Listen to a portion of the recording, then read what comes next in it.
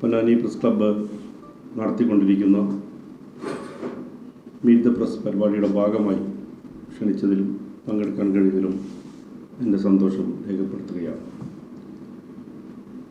കേരളത്തിൽ ഇടതുപക്ഷ ജനാധിപത്യ മുന്നണി 10 വർഷം പൂർത്തീകരിച്ച ഒരു ഭരണം, അതിന് തുടർച്ച ലഭിക്കുമെന്ന ആത്മവിശ്വാസത്തിലാണ് ഞങ്ങൾ ഇടതുപക്ഷ പ്രവർത്തനം നടത്തിക്കൊണ്ടിരിക്കുന്നത്. പൊന്നാനിയെ സംബന്ധിച്ച് തുടർച്ചയായി 20 വർഷം ഒരു ഇടത് പ്രതിനിധികൾ ഈ മണ്ഡലത്തെ പ്രതിനിധീകരിച്ചു എന്നതിൻ്റെ വികസനപരമായ മുന്നേറ്റമുണ്ടാക്കാൻ സാധിച്ചിട്ടുണ്ട് എന്നതാണ് ഏറ്റവും വലിയ ആത്മവിശ്വാസം എന്ന് പറയുന്നത്. ഞങ്ങളുടെ സംഘടനാ പ്രവർത്തനം ഇടതുപക്ഷത്തെ സംബന്ധിച്ച് കെട്ടുറപ്പോടുകൂടിയും വിപുലീകരിച്ചും പൊതുവായ പ്രവർത്തനം നടത്തുന്നതോടൊപ്പം തന്നെ ഒരു ഇലക്ഷൻ മെഷീനറിയെ കൃത്യമായ രീതിയിൽ ചലിപ്പിക്കാൻ സാധിക്കുന്നുണ്ടെന്ന ആത്മവിശ്വാസം ഞങ്ങളെ നയിക്കുകയാണ്. ഈ തെരഞ്ഞെടുപ്പിൽ നടന്നുകൊണ്ടിരിക്കുന്ന വികസന പ്രവർത്തനങ്ങളെ കൂടുതൽ ഊർജ്ജസ്വലതയോടുകൂടി നയിക്കുന്നതിന് പ്രാപ്തരായ 140 കേരളത്തിലെ സ്ഥാനാർത്ഥികളെ പോലെ തന്നെയാണ് പൊന്നാനിയിലും അഡ്വക്കേറ്റ് MK സക്കീറിൻ്റെ സ്ഥാനാർത്ഥിത്വം മാറിയിട്ടുള്ളത്. അദ്ദേഹത്തിൻ്റെ രാഷ്ട്രീയപരമായ ബന്ധവും അതിലുപരി സൗഹൃദങ്ങളും ഈ തെരഞ്ഞെടുപ്പിന് മുതൽക്കൂട്ടാകും എന്നാണ് ഞങ്ങൾ പ്രതീക്ഷിക്കുന്നത്. തുടർച്ചയായ ഈ വിജയം വീണ്ടും അതൊരു തുടർ വിജയത്തിലേക്ക് പോകുന്ന പ്രധാനപ്പെട്ട ഘടകങ്ങൾ എന്തൊക്കെയാണ്? ഘടകങ്ങൾ പ്രധാനമായും വികസനമാണ്. പൊന്നാനിയെ സംബന്ധിച്ച് അതിൻ്റെ വികസന നാഴികക്കല്ലുകളൊക്കെ എടുത്തു നോക്കിയാൽ ഇടത് പ്രതിനിധികൾ ഏതൊക്കെ സമയത്താണോ ഇവിടെ ഉണ്ടായത് അതിൻ്റെ പ്രതിഫലനമായിട്ടാണ് കാണാൻ കഴിയുന്നത്. പൊന്നാനിയെ സംബന്ധിച്ച് ഒഴിച്ചുകൂടാൻ പറ്റാത്ത പദമാണ്, വാക്കാണ് സഖാവിക്ക് എംപിച്ച് ബാവയുടെ. അദ്ദേഹം പൊന്നാനിയിൽ നിന്ന് ഒരു തവണ മാത്രമേ വിജയിച്ചിട്ടുള്ളൂ, 1991. ചരിത്രത്തിൻ്റെ പാരഡോക്സ് എന്ന പോലെ മന്ത്രി ആയതിനു ശേഷവും 2 തവണ വിജയിക്കാതെ പോയ ഒരു ഇടതുപക്ഷ അംഗമാണ്.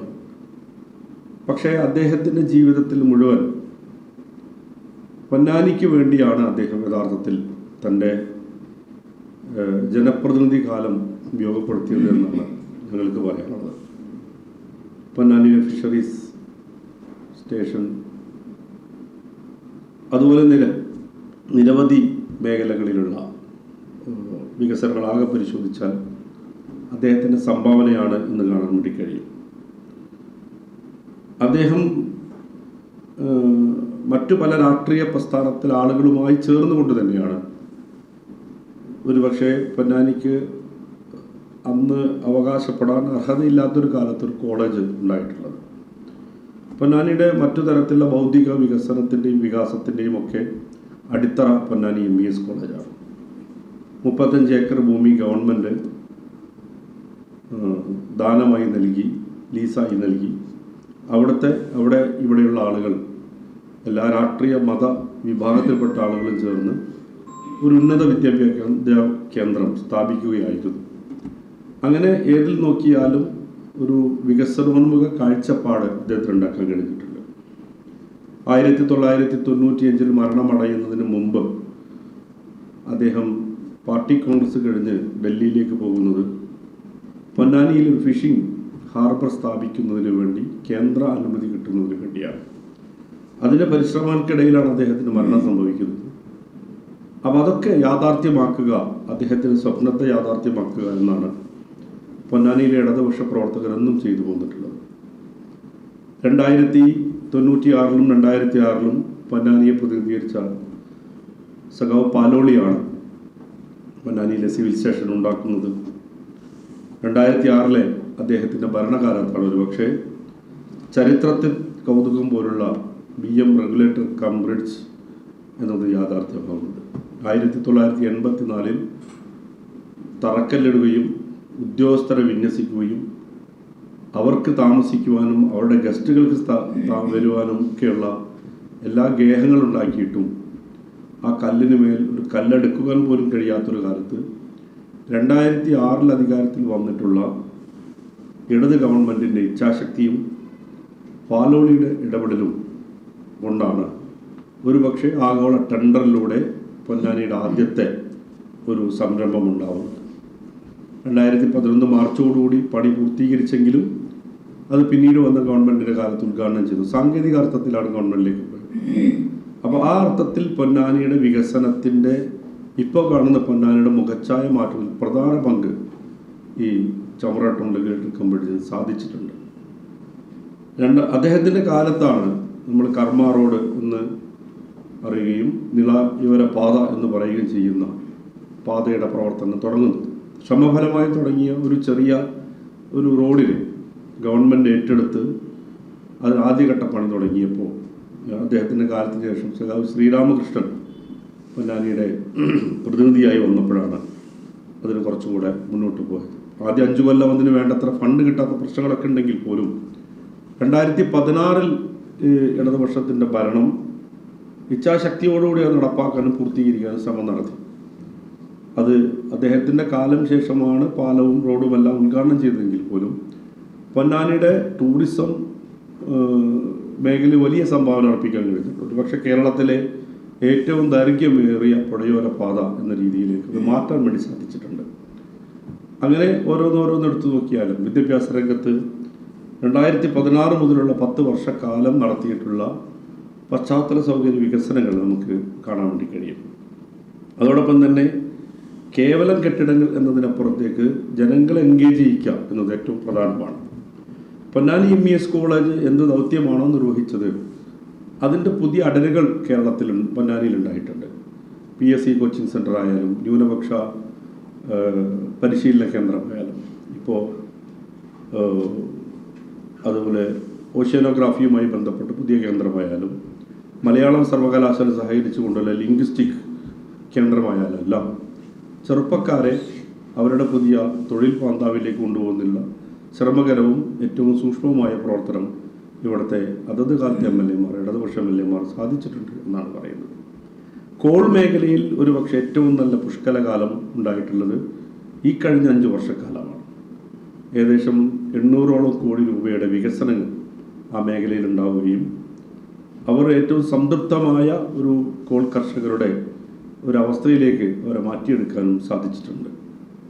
അതോടൊപ്പം തന്നെ സ്കൂളുകളെ സംബന്ധിച്ച് ആശുപത്രികളുടെ കാര്യത്തിൽ ഒരുപക്ഷെ പൊന്നാനിയിലെ ഒരു ഹോസ്പിറ്റലിന് അനക്സായി തുടങ്ങി പിന്നീട് ഒരു ജില്ലാ ആശുപത്രിയായി മാറി ഒരുപക്ഷെ കേരളത്തിലെ ഏറ്റവും തലയെടുപ്പുള്ള ഒരു ഹോസ്പിറ്റലായി പൊന്നാനിയിലെ WNC ഹോസ്പിറ്റൽ 2019 ജനുവരി മാസം 1 ബഹുമാനീയനായ കേരളത്തിലെ മുഖ്യമന്ത്രി ഉദ്ഘാടനം ചെയ്ത അത് ഓരോ സമയങ്ങളിൽ അതിനടുത്ത സ്റ്റെങ്ങുകൾ മുന്നോട്ട് ഇപ്പോൾ അത് ബ്ലഡ് ബാങ്കിലേക്കും അതുപോലെ കുട്ടിരിപ്പ് കേന്ദ്രത്തിലേക്കുമൊക്കെ അതിൻ്റെ പരിവർത്തനത്തിൻ്റെ പാതയിലാണ്. ഇങ്ങനെ ആരോഗ്യം, വിദ്യാഭ്യാസം, തൊഴിൽ, പശ്ചാത്തല സൗകര്യം, അതുപോലെ തന്നെ പൊന്നാനിയുടെ ഏറ്റവും പ്രധാനപ്പെട്ട ഒരു തൊഴിൽ മേഖലയാണ് മത്സ്യ മേഖല എന്ന് പറയുന്നത്.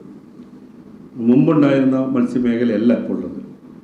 കൂടുതൽ മത്സ്യത്തിന് വിപണി കിട്ടുന്ന രീതിയിൽ ഏറ്റവും ആധുനികമായ ഒരു ഫിഷ് ഹാർബർ ഉണ്ടാകുന്നത് 2009 പണി പൂർത്തീകരിച്ചിരുന്നു.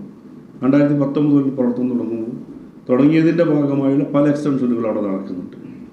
അതുപോലെ തന്നെയാണ് വീട് എന്ന് പറയുന്നത്. ഒരുപക്ഷെ കേരളത്തിൽ ഏറ്റവും കൂടുതൽ പുനർഗേഹം ഉണ്ടായിട്ടുള്ളൊരു നാടായി പൊന്നാനി മാറിയിട്ടുണ്ട്. ഈ സന്ദർഭത്തെ മുതലെടുക്കാൻ എതിർപക്ഷം നന്നായി ശ്രമിച്ചുകൊണ്ടിരിക്കുന്നുണ്ട്. ഇതിങ്ങനെ ചില അഭിപ്രായ പ്രകടനങ്ങൾ വരുന്നു എന്നതിനെ മുതലെടുക്കുവാനുള്ള ശ്രമം നന്നായി നടക്കുന്നുണ്ട്. ഉദാഹരണത്തിന് പല പോസ്റ്റുകളുടെയും കമൻറ്റ് നോക്കിക്കഴിഞ്ഞാൽ പൊന്നാനിയിൽ നിരന്തരമായി സജീവമായി നിലനിൽക്കുന്ന വലതുപക്ഷ പ്ലാറ്റ്ഫോമുകൾ ബോധപൂർവം കൈകാര്യം ചെയ്യുന്ന ആളുകളാണ് പോകുന്നത്.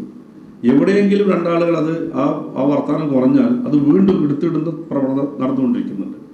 അപ്പോൾ അവർ വിചാരം എന്ന് വെച്ചാൽ ഈ പ്രചരണങ്ങളും ഈ ഒരു അഭിപ്രായ പ്രകടനങ്ങളെല്ലാം അവരെ സഹായിക്കുമെന്ന മിഥ്യാധാരണയാണ് അവർക്കുള്ളത്.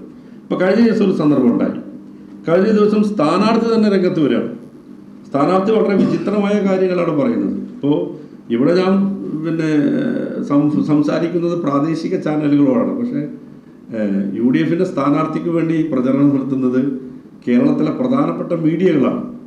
ഒരു മീഡിയയിൽ വന്നൊരു വാർത്ത എന്ന് പറയുന്നത് അദ്ദേഹത്തിന് ചില ബോർഡുകൾ പറിച്ചു കൊണ്ടുപോയി എന്നുള്ളതാണ്. CCTV അത് കണ്ടെത്തി കഴിഞ്ഞു. CCTVയോട് പോലീസ് അത് അന്വേഷണം ആരംഭിച്ചു. ഇതൊക്കെ ഒരു ഒറ്റ വാർത്തയിൽ ഒരു മുഖ്യധാരാ മാധ്യമം പുറത്തുവിടുക. പോലീസ് ഇതുവരെ ഒരു കേസെടുത്തിട്ടില്ല. CCTV ഫൂട്ടേജിൽ ആരാണെന്ന് ഇതുവരെ ആരും വ്യക്തമാക്കപ്പെടുന്നില്ല. അപ്പോൾ ഒരു നിമിഷം നേരം നിൽക്കുന്ന വാർത്തയെ ആശ്രയിച്ചുകൊണ്ട് രാഷ്ട്രീയ പ്രവർത്തനം നടത്തേണ്ട ഗതികേടിലേക്ക് അവർ പോവാണ്. ഈ പോസ്റ്റുകൾ ചീരുന്നത് ഇപ്പം ഞങ്ങളുടെ പാർട്ടി ഓഫീസിൻ്റെ മുമ്പിൽ എൻ്റെ വീടിൻ്റെ മതിൽ വെച്ച് പോസ്റ്റർ കീറിയിട്ടുണ്ട്. ഞങ്ങളാരും പരാതി കൊടുക്കാൻ പോകുന്നില്ല. കാരണം അതെല്ലാം ബോധപൂർവമാണെന്ന് അഭിപ്രായമില്ല. പോകുന്ന പിള്ളേർ കീറാം, അല്ലെങ്കിൽ ആടുമാടുകൾ കീറാം, പലതും കീറാം. അപ്പം നിസ്സാരമായ ഒരു വാർഡിൻ്റെ ഒരു കോണിൽ ഒതുങ്ങേണ്ട വിഷയം ടേക്കപ്പ് ചെയ്യുന്നത് ഒരു സ്ഥാനാർത്ഥിയാണ് എന്നുള്ള ഗതികേടാണ് ഇവിടെ ഉള്ളത്.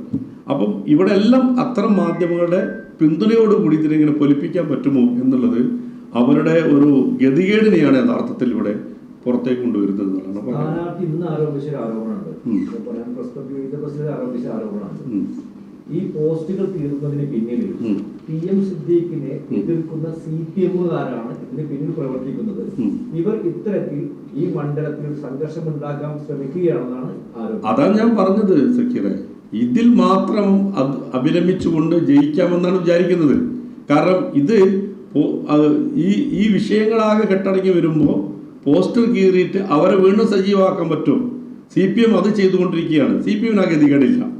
അത് ഞാൻ പറഞ്ഞ സ്വാഭാവികമായി ഏത് സ്ഥലത്തുകൂടെ പോയാലും ഏത് പോസ്റ്റർ കീറുകയോ വലിക്കുകയോ ചെയ്യുന്നു. ഇതൊരു ആഗോള പ്രശ്നമാക്കി ഒരു സ്ഥാനാർത്ഥി തന്നെ അവതരിപ്പിക്കുമ്പോൾ രാഷ്ട്രീയ പപ്പരത്തം എന്നാണ് എന്നെ പറയുക. നാട്ടിലെല്ലായിടത്തും ഏത് തിരഞ്ഞെടുപ്പ് കൊടുക്കുമ്പോൾ 4 പോസ്റ്റർ കീറിപ്പോയിട്ടുണ്ടാവും. അത് മുഖ്യധാരാ മാധ്യമത്തിന് വാർത്തയായി കൊടുക്കുകയും അവർ അതിനേക്കാൾ വലിയ അച്ചടക്കത്തോടു കൂടി CCTV ദൃശ്യത്തിൽ കുടുങ്ങിയിരിക്കുന്നു എന്ന് പറയുകയും എന്നാൽ അതിലൊന്നും കീറുന്നൊന്നും കാണാനില്ല കേട്ടോ. ആ ആളാരെന്ന് കണ്ടുപിടിച്ചിട്ടില്ല. പോലീസ് സ്റ്റേഷനിൽ കേസ് കൊടുത്തിട്ടില്ല. ഇന്ന് നമ്മൾ അന്വേഷിച്ചു ഇതുവരെ കേസൊന്നും വന്നിട്ടില്ല. ഈ കേസ് കുറച്ചാൽ 10-20 കേസ് വേറെ വരേണ്ടി വരും. അപ്പോൾ അത്തരം വിഷയങ്ങളിലാണ് അഭിനമിക്കുന്നത്. അപ്പം താങ്കൾ പറഞ്ഞ സ്ഥാനാർത്ഥിനെ ഉന്നയിക്കുന്നുണ്ടെങ്കിൽ അത് അവരുടെ ഗതികേടെന്നേ പറയാൻ പറ്റുള്ളൂ. ഈ നാട് അറിയാത്തത് കൊണ്ടുള്ള പ്രശ്നമാണ്. ഈ നാട്ടിൽ എങ്ങനെയാണ് രാഷ്ട്രീയ പ്രവർത്തനം നടത്തുന്നത് അറിയാത്തുള്ള പ്രശ്നമാണത്. എന്തുകൊണ്ടാണ് TM സിദ്ദീഖ് സ്ഥാനാർത്ഥിയാക്കണം എന്ന് കഴിഞ്ഞ തവണ ആവശ്യപ്പെട്ടിരുന്നു. ഈ തവണയും ഒരു വിഭാഗം ആവശ്യപ്പെടുന്നു. കഴിഞ്ഞ തവണ പരസ്യമായി രംഗത്ത് വരുന്നു ചിലർ. ഇത്തവണയും പല പ്രചരണ ബോർഡുകളായും മറ്റായും പുറത്തേക്ക് വരുന്നു നമ്മൾ കാണുന്നതാണ്. എന്തുകൊണ്ടാണ് പാർട്ടി അദ്ദേഹത്തെ പരിഗണിക്കാതെ പോകുന്നത്? അല്ല, ആരെങ്കിലും പരിഗണിക്കുകയോ അവഗണിക്കുകയോ ചെയ്യുന്നതല്ല പാർട്ടിയുടെ രീതി. ഒരു തെരഞ്ഞെടുപ്പിൽ ആരെയാണ് നിർത്തേണ്ടതെന്ന് പല ഘടകങ്ങളും കൂടി പരിശോധിച്ചാൽ ചെയ്യാം. അതിൽ പ്രധാനമായും പാർട്ടിയുടെ സ്റ്റേറ്റ് കമ്മിറ്റിയാണ്, ഈ സ്റ്റേറ്റ് സെക്രട്ടേറിയറ്റ് സ്റ്റേറ്റ് കമ്മിറ്റിയാണ് ഈ നിർണയ സമിതിയിലെ പ്രധാന റോൾ. അതിൽ ഞാനും സഖാവ് TM-ഉം ജില്ലാ സെക്രട്ടേറിയറ്റ് മെമ്പർമാർ എന്ന നിലയിൽ അതിൻ്റെ ആലോചനാ സമിതിയിൽ അംഗങ്ങളായി നിൽക്കാനുള്ള അവകാശമുണ്ട്. അതിനപ്പുറത്തുള്ള ഒരു താഴെ ഒരു ഘടകത്തിനും ഈ സ്ഥാനാർത്ഥി നിർണയ ചർച്ചയിൽ അഭിപ്രായ പ്രകടനങ്ങൾക്ക് അവകാശമില്ല. അപ്പം ഞങ്ങളിരിക്കുന്ന വേദി ഇപ്പോഴുള്ള സഖാവ് MK സക്കീറിനെ സ്ഥാനാർത്ഥിത്വം ഐക്യകണ്ഠേന അംഗീകരിച്ചതാണ്. അപ്പോൾ ഞങ്ങൾക്ക് ആ കൺഫ്യൂഷൻ ഇല്ല. TM എന്നിവരെ താനാണെന്ന് എവിടെയെങ്കിലും പറഞ്ഞിട്ടുണ്ടോ? അദ്ദേഹം പറ്റാവുന്ന ഈ ആശംസകൾ പറ്റാവുന്ന സന്ദർഭങ്ങളിലൊക്കെ ഈ സ്ഥാനാർത്ഥിത്വവുമായി ബന്ധപ്പെട്ട ചർച്ചകളെ അദ്ദേഹത്തിൻ്റെ രീതിയിൽ നിഷേധിക്കാനും അമർച്ച ചെയ്യാനാണ് നോക്കിയിട്ടുള്ളത്. അദ്ദേഹം ഈ സ്ഥാനാർത്ഥിയെ എൻഡോസ് ചെയ്യാനാണ് വേണ്ടി നോക്കിയിട്ടുള്ളത്. അപ്പോൾ ഇപ്പോൾ ചില മാധ്യമങ്ങളും വലതുപക്ഷവും അദ്ദേഹത്തിൻ്റെ അസാന്നിധ്യത്തെ മുതലെടുത്തുകൊണ്ട് അദ്ദേഹത്തെ പ്രതിസ്ഥാനത്ത് നിർത്താനുള്ള ഒരു ശ്രമം നടത്തിക്കൊണ്ടിരിക്കുകയാണ്. കഴിഞ്ഞ തവണ ഇതുപോലെ തന്നെയാണ്. കഴിഞ്ഞ തവണ അദ്ദേഹത്തിന് നടപടി ചെയ്യുന്ന ജാഗ്രതക്കുറവുണ്ടായത് കൊണ്ട് മാത്രമാണ്. അല്ലെങ്കിൽ അദ്ദേഹം മേൽഘടകം ഉണ്ടാവുമ്പോൾ ഞാനിപ്പോൾ ഇവിടെ ആണെങ്കിൽ ഇവിടെ ഒരു കുഴപ്പമുണ്ടായാൽ അതിന് പ്രാഥമിക ഉത്തരവാദിത്വം എനിക്കാണ്. കാരണം ഞാൻ ജില്ലാ സെക്രട്ടേറിയറ്റ് മെമ്പറാണ്. ആ ഉത്തരവാദിത്വം തന്നെ നിർവഹിക്കണം. അന്ന് ഞാനല്ല, അതുകൊണ്ടാണ് അന്ന് ഞാനല്ല, അന്ന് ഏരിയ സെക്രട്ടറിയാണ്. എനിക്കും അല്ല, അതായത് അതിന്റെ ചുമതലകൾ വരുന്നത് ആ സഖാവിന്റെ പേര് പറഞ്ഞിട്ടാണ്. ആ സഖാവിന്റെ പേര് പറഞ്ഞതുകൊണ്ടാണ്. അല്ല, അതെ അതിൽ ജാഗ്രതക്കുറവ് മാത്രമേ ഉള്ളൂ. അല്ലാതെ അദ്ദേഹം അത് ചെയ്തു, അദ്ദേഹമാണ് ഇത് ചെയ്തതെന്ന് അഭിപ്രായമില്ല. സ്ഥാനാർത്ഥി നന്ദകുമാർ MLA ജില്ലാ സെക്രട്ടേറിയറ്റ് അംഗമാണ് സമയത്ത് എന്തുകൊണ്ട് അദ്ദേഹത്തിനെതിരെ നടപടി സ്വീകരിച്ചു? സംസ്ഥാന കമ്മിറ്റി അംഗമാണ്, ജില്ലാ സെക്രട്ടറി അംഗമായിരുന്നില്ലേ? എന്തുകൊണ്ട് സിദ്ദീഖിനൊപ്പം നടപടി സ്വീകരിക്കപ്പെട്ടില്ല? അത് എടുക്കൂല. കാരണം വെച്ചാൽ അദ്ദേഹമാണല്ലോ മത്സരിക്കുന്നത്. അദ്ദേഹത്തിന്റെ പേരിലാണ് ഈ പ്രശ്നം ഉണ്ടായത് എന്നതുകൊണ്ട് ധാർമ്മികമായ ഉത്തരവാദിത്വം അത്രേ ഉള്ളൂ.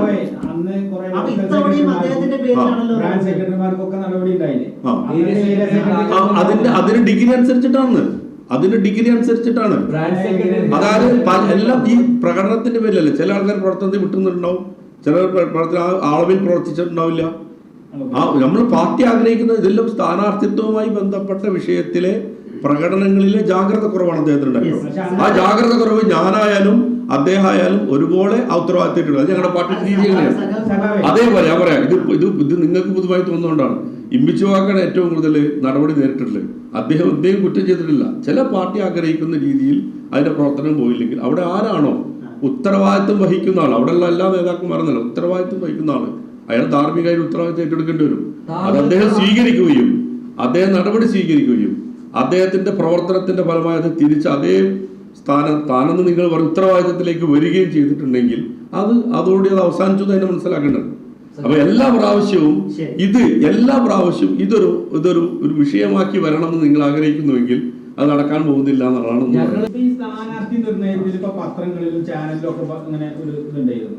മറ്റേ ഇവിടെ പൊന്നാനിയില് TM സിദ്ദീഖിനെ അഡ്വക്കേറ്റ് കലീമുദ്ദീനെ എന്ത് ചെയ്യുന്നത് പരിഗണിക്കുന്നത്, അങ്ങനെ എന്തെങ്കിലും ഒരു പരിഗണന പാർട്ടിയുടെ ഭാഗത്ത് ഉണ്ടായിരുന്നു? ചാനൽ പരിഗണിച്ചിട്ടുണ്ടായിരുന്നു. അല്ല, ചാനലല്ല, പാർട്ടിയുടെ ഭാഗത്ത് ഒരു ചർച്ച പലരും പരിഗണിക്കാറുണ്ട്.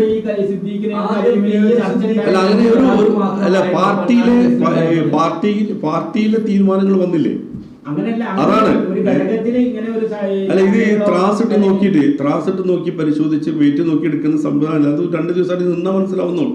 ഏതെങ്കിലും ബ്രാഞ്ചിൽ നിന്ന് സഖാക്കൾക്ക് ഒരു അഭിപ്രായം ഉണ്ടാവില്ല. ജില്ലാ സെക്രട്ടേറിയറ്റ് ആദ്യം ലിസ്റ്റ് നൽകിയതിൽ M സ്വരാജും TM സിദ്ദീഖും ലിസ്റ്റ് മാത്രമാണ് ഉണ്ടായിരുന്നത്. ലിസ്റ്റ് കൊടുക്കുക, ഇത് കോൺഗ്രസിന്റെ രീതി പോലെ ലിസ്റ്റ് ഉണ്ടാക്കുന്ന പ്രവർത്തനം അല്ലാന്ന്. അങ്ങനെയല്ല ഇത് നടക്കുക. സ്റ്റേറ്റ് കമ്മിറ്റി ഒരു പ്രാഥമിക സ്റ്റേറ്റ് കമ്മിറ്റി ലിസ്റ്റുമായിട്ട് വരും, അതുമായി ബന്ധപ്പെട്ട് ചർച്ച ചെയ്യും. അല്ല, ആ ലിസ്റ്റിൽ ആരുണ്ട് എന്നുള്ളത്, ആ ലിസ്റ്റിൽ ആരൊക്കെയുണ്ട് ആരൊക്കെ ഇല്ല എന്നുള്ളത് ആ ഉൾപാർട്ടിക്കകത്തുള്ള പ്രശ്നമാണ്. അത് അവിടെ അവസാനിക്കുന്നു. പബ്ലിക്കിനോടും പ്രവർത്തനത്തിനോടും പറയേണ്ട കാര്യങ്ങൾ ഉണ്ടായിരുന്നു ഇല്ലെങ്കിൽ ആരൊക്കെയാണെന്നുള്ളതൊന്നും അതിൽ ബാധകമല്ല. അതിന്റെ ഘടന അറിയാത്തത് കൊണ്ടാണ്. അവിടെ ചിലപ്പം ഒരു 100 പേരുണ്ടാവും, ഒറ്റാൾ പേരുണ്ടാവില്ല. ഒന്ന്, ഇതിനകത്ത് നമ്മൾ തന്നെ കുറച്ച് മാധ്യമങ്ങൾ കുറച്ച് പേരുകൾ ഇങ്ങനെ നിരത്തി വെച്ചു ആദ്യം. പിന്നെ കുറച്ച് കാലം കഴിഞ്ഞപ്പോൾ അത് വരുന്നതിൽ പിന്നെ ഈ പേരുകൾ നിരത്തി വെച്ചു. ഇതെല്ലാം നിരത്തി വെച്ചപ്പോൾ ഇപ്പൊ അതൊന്നും അല്ലാത്ത ഒരാൾ വന്നോട് കൂടിയാണ് നിങ്ങൾക്ക് പ്രശ്നം ഉണ്ടാവുന്നത്. നിങ്ങൾ വേറെ കുറെ പേരാണ് കുറെ കാലം അഭിനയിച്ചിരുന്നത്, അവിടെ ആരെയും പേരൊന്നും. ഇപ്പോ നേരത്തെ പറഞ്ഞു പാർട്ടിക്ക് ഒരു തീരുമാനമുണ്ട്, പാർട്ടി അത് പ്രഖ്യാപിക്കും, അത് നടപ്പിലാക്കും. അതാണല്ലോ നേരത്തെ പറഞ്ഞത്. ഏത് കോൺടെക്സ്റ്റിലാണ് പാർട്ടിയാണ് ആലോചിക്കുക? പാർട്ടി തന്നെയല്ല, എല്ലാ പാർട്ടി തന്നെയാണല്ലോ ചെയ്യുന്നത്. വിഷയം കോൺഗ്രസിനും BJPക്കും ഒക്കെ ഈ പാർട്ടികൾ തന്നെയാണ് നിശ്ചയിക്കാം. ഞങ്ങൾ മാത്രമല്ല. അതെ, കോൺഗ്രസ് ഏതെങ്കിലും വീട്ടിൽ നിന്നിട്ട് തീരുമാനിക്കുന്ന അഭിപ്രായം ഇല്ലല്ലോ. പാർട്ടി പ്രഖ്യാപിച്ച സ്ഥാനാർത്ഥിയായിരുന്നു താനൂരിൽ V. അബ്ദുറഹ്മാൻ. ദിവസങ്ങളോളം അദ്ദേഹം പ്രചരണത്തിന് രംഗത്തിറങ്ങിയില്ല. പിന്നീട് അദ്ദേഹം തിരൂരിലേക്ക് മാറുന്നു. അപ്പൊ അവിടെ സ്ഥാനാർത്ഥിയാണോ വലുത്, അതോ അബ്ദുറഹ്മാൻ എന്ന നേതാവ് സ്വതന്ത്രമായിട്ടുള്ള ഒരു വ്യക്തിയാണോ വലുത്? പാർട്ടിയുടെ സ്ഥാനം അവിടെ. പുതിയ സാഹചര്യങ്ങളൊക്കെ നമ്മൾ നോക്കിയിട്ട് പാർട്ടി അവിടെ മാത്രമല്ല, മലപ്പുറം ജില്ലയിൽ പലയിടത്തും മാറിയിട്ടുണ്ട്. മലപ്പുറം ജില്ലയിൽ മങ്കടയിൽ മാറിയിട്ടില്ല ഞങ്ങളുടെ പാർട്ടി സ്ഥാനാർത്ഥി നിശ്ചയിച്ചത്. രാഷ്ട്രീയ ഇലക്ഷൻ എന്ന് പറഞ്ഞാൽ മൂർത്തമായ സാഹചര്യങ്ങളെ ഉപയോഗപ്പെടുത്തൽ തന്നെയാണ്. ഇവിടെ ഈ പ്രചരണവും വിഭാഗീയതയും തീരദേശത്തുണ്ടാവുന്ന പ്രശ്നങ്ങളും പാർട്ടിക്ക് ഒരു മൂർത്തതയായി അല്ല, അത് നിങ്ങൾക്ക് മനസ്സിലാവുന്നത്. അതായത് മൂർത്തമായ സാഹചര്യം ചില മണ്ഡലങ്ങൾക്ക് ഒരു സ്വതന്ത്രം നിർത്തണം. ആ സ്വതന്ത്ര സമീപം വന്നു കഴിഞ്ഞാൽ ഞങ്ങളുടെ പാർട്ടിയുടെ സ്ഥാനാർത്ഥി മാറി നിൽക്കും. ആ മാറി നിൽക്കും കടവരെ വന്നില്ലേ? സെമീറാജി ആരാണ്? അതെ, ആ സെമീറാജിയും ഇതുപോലെ പരിഗണനയിലെ സ്ഥാനാർത്ഥിയാണ്. സ്വതന്ത്രന്മാരുടെ കാര്യത്തിൽ അവരുടെ കൂടി താല്പര്യം പ്രധാനമാണ്. പാർട്ടി സ്ഥാനാർത്ഥിയുടെ സ്ഥാനത്തിൽ പാർട്ടിയുടെ തീരുമാനമാണ് പ്രധാനം. നിൽക്കണമെങ്കിൽ നിൽക്കണം. പാർട്ടിയുടെ വ്യക്തികൾക്ക് മാത്രമേ താല്പര്യമുള്ളൂ. അല്ല, പാർട്ടിയുടെ സ്ഥാനാർത്ഥികളെ കാര്യത്തിലാണ് അവർ പാർട്ടിയുടെ സ്ഥാനാർത്ഥിയാണ് ഇപ്പോ. ആ സ്ഥാനാർത്ഥി താനൂർ പ്രഖ്യാപിച്ച സ്ഥാനാർത്ഥിയെ വേറൊരാളെ കുറച്ചുകൂടി സാധ്യത അവിടെ വരുമ്പോ 2 സീറ്റും കിട്ടാൻ വേണ്ടി നോക്കും ഞങ്ങള്. താനൂരും തിരൂരും കിട്ടാൻ വേണ്ടി നോക്കും. അബ്ദുറഹ്മാന്റെ താല്പര്യമൊന്നുമല്ല. താനൂര് അതിൽ പ്രാപ്തനായ സ്ഥാനാർത്ഥി വന്നു. ആ സ്ഥാനാർത്ഥി അദ്ദേഹം ഇവിടെ മാറി 2 സീറ്റ് കിട്ടാൻ വേണ്ടിയിട്ടാണത്. എന്തുകൊണ്ടാണ് പാർട്ടി അബ്ദുറഹ്മാന് വേണ്ടി വഴങ്ങിക്കൊടുത്തത്? ഞാൻ പറഞ്ഞപ്പോൾ അബ്ദുറഹ്മാൻ വഴങ്ങിയിട്ട് കൊടുത്തതല്ല എന്ന് നമുക്ക് മനസ്സിലായില്ല. അവിടെ പ്രാപ്തനായ ഒരു സ്വതന്ത്രം കിട്ടിയപ്പോൾ ഈ മണ്ഡലം കൂടി കിട്ടണമെന്ന ഉദ്ദേശത്തോടു കൂടി അദ്ദേഹത്തെ ഇവിടെ നിർത്തി. ഒരാളെ മാത്രമല്ലെന്ന്, അതായത് ഒരാളെ മാത്രമല്ല മാറ്റുക, ഒരാളെ മാത്രമല്ല മങ്കടയിൽ മാറ്റി, MP അലവിയെ മാറ്റി, പല മണ്ഡലങ്ങളിലും മാറ്റിയിട്ടുണ്ട്. ചില സന്ദർഭങ്ങളിൽ ചില ആളുകൾ അക്കോമഡേറ്റ് ചെയ്യാൻ വേണ്ടി മാറ്റും. ഫൈനൽ ലിസ്റ്റ് പ്രസിദ്ധീകരിക്കുമ്പോഴല്ലേ മാറ്റാൻ പാടില്ലല്ലോ. താനൂരുള്ള മങ്കട മാറ്റി. ഇങ്ങനെ പറയുന്നത് കുന്നത്ത് മുഹമ്മദിനെ നിർത്തുന്നത് പിന്നീടാണ്. കുന്നത്ത് മുഹമ്മദ് സ്ഥാനാർത്ഥിത്വം കൊടുത്ത് നോമിനേഷൻ കൊടുത്തപ്പോഴാണ് ഞങ്ങൾ പിൻവലിച്ചത്, ആ സ്വതന്ത്രം നിർത്താൻ വേണ്ടിയിട്ട്. അപ്പൊ അതേപോലെ താനൂർ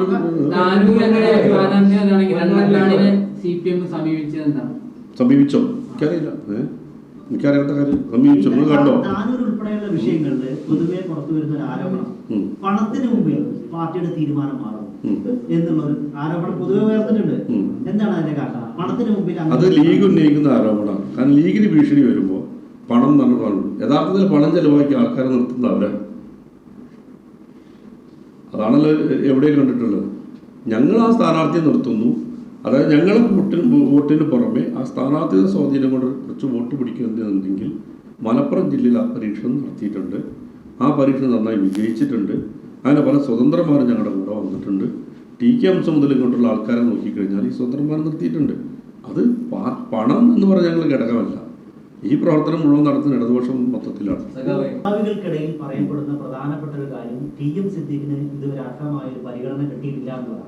അങ്ങനെ ഒരു അഭിപ്രായം പാർട്ടിക്കുണ്ടോ? അല്ല, അങ്ങനെ ഓരോരുത്തർക്കും അങ്ങനെ അഭിപ്രായത്തിന് മറുപടി പറയലല്ലോ പാർട്ടി ഘടകങ്ങളുടെ പ്രവർത്തനം ഇത് മറുപടി പറഞ്ഞില്ലേ. ഓരോരുത്തരും നിങ്ങൾ പറയുന്നു, അങ്ങനെ പറയുന്നു, ഞാൻ കേട്ടിട്ടില്ല. അല്ല, ഒരാൾക്ക് പരിഗണന കൊടുക്കുകയും ഒരാൾക്ക് പരിഗണിക്കാതിരിക്കുകയും സംവിധാനത്തിന്റെ പേരല്ല പാർട്ടി എന്ന് പറയുന്നത്. പരിഗണനയ്ക്ക് വേണ്ടി ദാഹിച്ചു നടക്കുന്നവരല്ല TM സിദ്ദീഖും കലീമുദ്ദീനും ഒന്നും. ഞങ്ങളൊക്കെ അതിൽ പാർട്ടി പ്രവർത്തിക്കാൻ വേണ്ടി ചേർന്നവരാണ്. അപ്പൊ അത് ഇതിന് നിങ്ങൾ പരിഗണന എന്ന വാക്കുപയോഗിക്കുന്ന തന്നെ ഒരു വലതുപക്ഷ രാഷ്ട്രീയത്തിന്റെ ശൈലിയാണ്. ഉത്തരവാദിത്തം എന്നാ പറയാം, പേടിക്കേണ്ട മറുപടി പറഞ്ഞിട്ട് പറയാം. ഉത്തരവാദിത്തം എന്നാ പറയാം. ഇപ്പൊ ഞാൻ ഉത്തരവാദിത്തം നിർവഹിക്കുന്നുണ്ട്. ആ ഉത്തരവാദിത്തം നിർവഹിക്കുന്നത് യൂണിവേഴ്സിറ്റിയിലാണ്. അത് പരിഗണനയാണോ? പാർട്ടി നിശ്ചയിക്കുന്നു. സഖാവ് TM സിദ്ദീഖ് വേറെ ചില ഉത്തരവാദിത്തം നിർവഹിക്കാൻ പോയി. ഞങ്ങൾ ബ്ലോക്കിലേക്ക് മത്സരിപ്പിച്ചു, ബ്ലോക്ക് ഭരണം കിട്ടിയില്ല, അല്ലെങ്കിൽ അദ്ദേഹം അതിൻ്റെ ഉത്തരവാദിത്തം നിർവഹിക്കേണ്ട ആളാണ്. അപ്പം അങ്ങനെ ആ ഉത്തരവാദിത്തത്തെ നമ്മുടെ ഒരു കാഴ്ചയുടെയും രൂപത്തിൻ്റെ രീതിയിൽ പരിഗണന എന്ന് പറയുന്നത് ഞങ്ങൾ ആരും പരിഗണന ദാഹിക്കുന്നവരല്ല, അർപ്പിക്കാൻ വന്നവരാണ് കമ്മ്യൂണിസ്റ്റുകൾ. പഞ്ചായത്തിന്റെ പരാജയം ഈ സ്ഥാനാർത്ഥി സംഭവിച്ചിട്ടുണ്ടോ? ബ്ലോക്ക് പഞ്ചായത്തിന്റെ പരാജയം അവിടെ കഴിഞ്ഞു. ഇനി അടുത്ത ബ്ലോക്ക് ഭരണം പോകുമ്പോൾ നമുക്ക് നോക്കാം. ഏതെങ്കിലും ഒരു തോൽവിയോട് കൂടി ഈ പാർട്ടി അസ്തമിച്ചു പോകുന്നില്ല. ആ തോൽവി കഴിഞ്ഞ് പിറ്റേ ദിവസം പ്രവർത്തനം നടത്തിയ ആൾക്കാരാണ് ഞങ്ങൾ. ഇത് ഞങ്ങൾക്ക് വ്യത്യസ്തമായ രാഷ്ട്രീയ പ്രവർത്തനത്തിൻ്റെ ഒരു തലം മാത്രമാണ് പാർലമെന്റ് രംഗം എന്ന് പറയുന്നത്. ആ പാർലമെന്റ് രംഗം നിങ്ങൾക്ക് കൗതുകം വരുന്നത് അപ്പുറത്ത് ആളുകൾ ഇതേപോലെ ശക്തമായി നിൽക്കുന്നതുകൊണ്ടാണ്. ഞങ്ങളുടെ സഹകരണ സ്ഥാപനത്തിൻ്റെ രംഗമാണ്. അതുപോലെ തന്നെ വിവിധ വേദികൾ ഞങ്ങൾ ഗ്രന്ഥശാല, ഇത് ഞങ്ങളുടെ പാർട്ടി പ്രവർത്തന വേദിയാണ്. ഇങ്ങനെയുള്ള പല വേദികൾ ഉപയോഗപ്പെടുത്തുന്നുണ്ട്. അതിന് പറ്റുന്ന ആളുകളൊക്കെ അതിൽ ഭാഗങ്ങളിൽ വരും. അല്ലാതെ ഈ ഒരു പഞ്ചായത്ത്, മുനിസിപ്പൽ, ഈ ഭരണങ്ങൾ മാത്രം നോക്കി നിൽക്കുന്ന ഒരു പാർട്ടിയുടെ പേര് അത് വേണം. അത് വരുമ്പോൾ ഞങ്ങൾ നിൽക്കും. ഇവിടെ വിഷയം എന്താ വെച്ചാൽ ഒരു കാര്യം ഉറപ്പായിട്ട് പറയാം. നിങ്ങൾ നിർഭാഗ്യവശാൽ ഇത് ഉയർത്തിക്കൊണ്ടുവരാൻ പൊന്നാനിയുടെ രാഷ്ട്രീയ സംസ്കാരത്തെ ഹരിക്കുവാൻ ബോധപൂർവമായ ശ്രമം നിർഭാഗ്യവശാൽ വലതുപക്ഷത്തിന്റെ ഭാഗമായി നടക്കുന്നുണ്ട്. ഇടതുപക്ഷത്തിനില്ല. ഞാൻ പറഞ്ഞോട്ടെ, വലതുപക്ഷത്തിന്റെ ഭാഗം ഇവിടെ പൊന്നാനി ഒരു സാംസ്കാരികമായ ഒരു പൈതൃകവും രീതിയും ഒക്കെ ഉണ്ട്. അത് മുഴുവൻ നിഷ്കാസിതാകുന്നത് പൊളിറ്റിക്കൽ മത്സരം എന്നത് മാറ്റാനുള്ള ശ്രമം നടക്കുകയാണ്. അതിൻ്റെ കുറേ സൂചനകൾ കഴിഞ്ഞ കുറച്ച് കാലങ്ങളായി വരുന്നുണ്ട്. ഇപ്പോൾ ഇവിടെ പറയുന്ന ഒരു വാദമുണ്ടല്ലോ, കടൽ ഭിത്തിയാണ് ഒരു കാര്യം. ഈ പാവപ്പെട്ട മനുഷ്യരെ എങ്ങനെയൊക്കെ തെറ്റിദ്ധരിപ്പിക്കാം എന്നതിന് PhD എടുക്കുന്നവരായി ഇവിടുത്തെ എതിർ സ്ഥാനാർത്ഥിയും സംഘവും മാറിയിരിക്കുന്നു. അത് കോൺഗ്രസോ ലീഗോ ഉപയോഗിക്കുന്ന രീതിയല്ല, അല്ലാത്ത രാഷ്ട്രീയമല്ല അവിടെ ചർച്ച ചെയ്തുകൊണ്ടിരിക്കുന്നത്. അദ്ദേഹം പറഞ്ഞൊരു വാക്ക് എന്താണ്, 1984 ശേഷം ഇവിടെ കല്ലിട്ടിട്ടില്ല. ഒന്നല്ലോ ഇപ്പോൾ കണക്കുകൾ, ഓരോ കണക്കുകളും പുറത്തു വന്നല്ലോ. അദ്ദേഹം നിഷേധിക്കുന്നത് 2001 അദ്ദേഹത്തിൻ്റെ പിൻഗാമിയെ കുറിച്ചാണ്. 2001 അദ്ദേഹം പിൻഗാമിയാണെന്ന് പോലും ഇപ്പോഴത്തെ വലതുപക്ഷ സ്ഥാനാർത്ഥിക്ക് അറിയില്ല. ഓലക്കുടിലുകളാണ് നേരെ എന്ന് പൊന്നാനിൽ ഒന്ന് പറയാൻ ധൈര്യപ്പെടുകയാണ് ആളുകൾ. പൊന്നാനിലെ മനുഷ്യരുടെ ജീവിത നിലയാകെ മാറിയിട്ടുണ്ട്. ഒരു 30 കൊല്ലത്തെ ജീവിത നിലയല്ല പൊന്നാനിയിലുള്ളത്. ഞാൻ നേരത്തെ പുനർഗേഹം അടക്കമുള്ള കാര്യങ്ങൾക്കകത്ത് ഫ്ലാറ്റ് അടക്കം കൊടുക്കുന്നത്, ഒരു ഫ്ലാറ്റ് അതിൻ്റെ ജീവിതത്തിൽ ഒരു മനുഷ്യനെ എങ്ങനെ ചേർത്ത് പിടിച്ചോ അതിൻ്റെ ഏറ്റവും ഉദാഹരണമാണ് പൊന്നാനിലെ 128 കോളനി ഉണ്ടാക്കി. ഇപ്പൊ ഈ വികസന പദ്ധതികൾ ചൂണ്ടിക്കാണിച്ച് പറഞ്ഞപ്പോൾ തന്നെ പ്രധാനപ്പെട്ട ഒന്ന് ചമ്രവട്ടം പറഞ്ഞു, രണ്ടാമത്തെ പുനർഗേഹം ഭവന സമുച്ചയം പറഞ്ഞു, മറൈൻ മ്യൂസിയം പറഞ്ഞു. ഈ മൂന്നും പൂർണ്ണതയിലെത്താതെ നിൽക്കുകയാണ് പൊന്നാനി. എന്താ ചമ്രവട്ടത്തിൽ എന്താ അല്ല, ഞാൻ ചോദിക്കട്ടെ, അന്നത്തെ ബജറ്റിൽ നിങ്ങളതിന് പിന്നാലെ കൂടുന്നതാണോ? അന്നത്തെ ബജറ്റിൽ ആ ആദ്യഘട്ടം ഇത് തന്നെയുള്ളൂ. അതിന്റെ കൈത്തോടും കൂടി ക്ലിയർ ആവുമ്പോഴാണ് പൂർണ്ണമായും ജലസേചനത്തിലേക്ക് എത്തുള്ളൂ. അതിന്റെ പ്രവർത്തനം മുന്നോട്ട് പോവുകയാണ്. ഇപ്പം വിഭാവനം ചെയ്ത് പൂർണ്ണമല്ലേ? 2011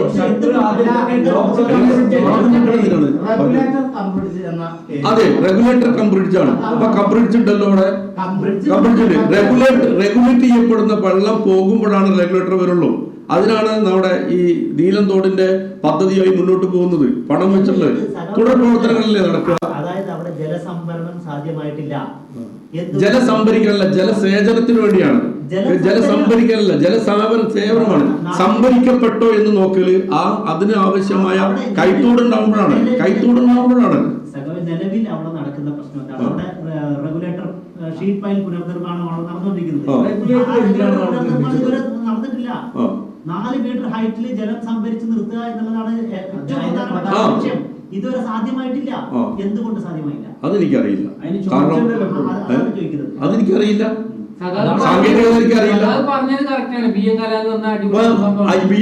വന്നാലേ ഇത് പൂർണ്ണമാവുള്ളൂ. അത് ഈ പദ്ധതി വിഭാവനം അങ്ങനെയാണ്. അല്ല, സ്റ്റോറിയാണെങ്കിൽ അത് കരാല് വേണ്ട. അപ്പൊ സ്റ്റോറി നോക്കാം. ഇനി പുനർഗേഹത്തിന്റെ കാര്യം തന്നെ KT ജലീൽ MLA അദ്ദേഹം മന്ത്രിയായിരിക്കെ ഒരു കത്ത് കൊടുത്തിട്ടുണ്ട്.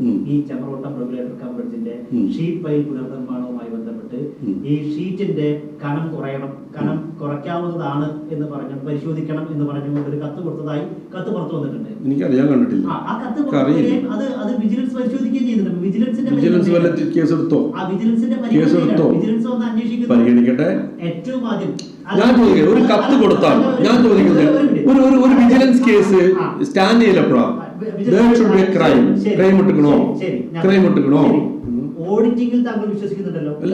ഓഡിറ്റ് കറക്ഷൻ ഉള്ളതാണ്.